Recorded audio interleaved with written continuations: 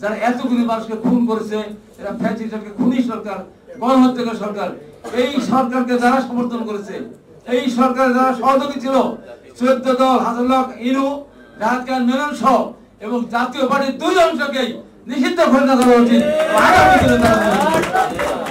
কোথায় আছেন? এত তাড়াতাড়ি ভুলে গেলেন? এখনো কবরের মাটি শুকায় নাই, রক্তের গন্ধ এখনো বোধহয় নাকে লাগে, এখনই এত দৌড় দেখেন অনেকে শুরু করেছেন। এটা হতে পারে না। এটা বিপ্লবী সরকার হওয়ার কথা ছিল, বিপ্লবী সরকার হয়নি, হয়েছে শাসনতন্ত্র মেনে, বাংলাদেশের সংবিধান মেনে সরকার গঠন হয়েছে। আন্দোলন করলাম আমরা সবাই মিলে, কিন্তু সরকার গঠন করতে দিলাম আমরা একটা বিশেষ শ্রেণীকে নিঃস্বার্থভাবে, কারণ আমরা চেয়েছি বাংলাদেশে গণতন্ত্র ফিরে আসুক। আজকে যে বিষয়গুলি আমি বলতে চাই, আমাদের মধ্যে একটা অনৈক্য সুর বাজছে। এই অনৈক্য সুর যারা সৃষ্টি করছে তাদেরকে পরিষ্কার করে বলতে চাই, এই অনৈক্যের কারণে দেশে যদি আবার কোনো অসাংবিধানিক কোন সরকার আসে অথবা দেশে যদি বিশৃঙ্খলা সৃষ্টি হয়, গণতন্ত্র যদি পিছিয়ে যায়, তাহলে সবারই কিন্তু ক্ষতি হবে, আমাদের ক্ষতি হবে। আমাদের ক্ষতিকে আমরা ক্ষতি মনে করি না, কারণ 17.5 বছর আমরা অত্যাচারিত হয়েছে, নির্যাতিত হয়েছে, আমরা ইলেকট্রিক শক খেয়েছি, পুলিশের লাঠি পিটা খেয়েছি, আমাদের সহ্য হবে। কিন্তু যারা আজকে রাষ্ট্রীয় ক্ষমতা আছেন তারা সহ্য করতে পারবেন না, কারণ তারা আপনারা মাঠে ছিলেন না। আমাদের ভারপ্রাপ্ত চেয়ারম্যান মহোদয় বারবার বলছেন আপনাদেরকে আমরা যে কোনো ভাবে সফল করতে চাই, আপনারা আমাদের আন্দোলনের ফসলের সরকার, আপনারা যদি ব্যর্থ হন তাহলে বাংলাদেশের গণতন্ত্র বহু দিন পিছিয়ে যাবে বলে আমি মনে করি।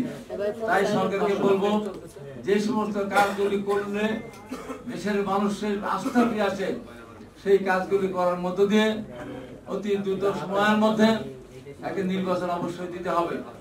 আজকে যখন বিএনপি নির্বাচন চায়, তখন দেশে বিদেশে কিছু সাংবাদিক বিভিন্নভাবে বলার চেষ্টা করছে নতুন ভাবে, বিএনপি শুধু নির্বাচন নির্বাচন নির্বাচন বলে। আন্দোলন কি নির্বাচনের জন্য হয়েছিল? শহীদ আবু সাইদকে, মোহাম্মদ আবু সাইদকে নির্বাচনের জন্য শহীদ হয়েছিলেন, ভোটের জন্য শহীদ হয়েছিলেন। নানান বিতর্ক সামনে আনা হয়।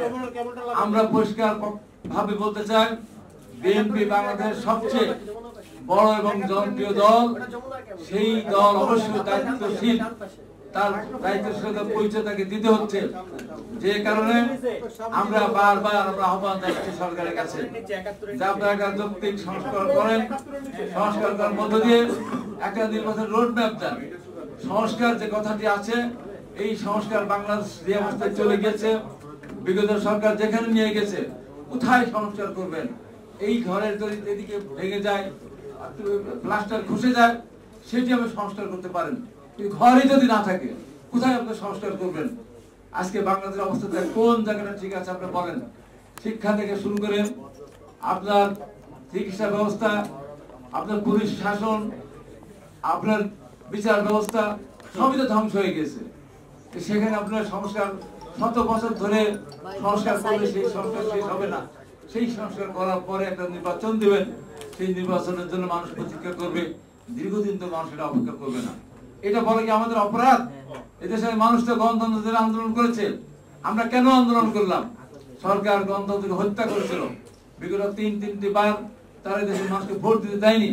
যারা নতুন প্রজন্ম, যারা এখন 20-30 বছরের তাদের বয়স, 20-30 বছরের বয়স, তারা একবার ভোট দিতে পারে নাই। সেই ভোটের জন্য অবশ্যই আন্দোলন করেছে এবং একটা নির্বাচিত সরকারই পারে তার সমাধান করা। ফ্যাসিস্ট আওয়ামী লীগ যে ক্ষমতা ছিল বলতে পারেন তারা তো সরকার ছিল, তারা তো নির্বাচিত সরকার ছিল না।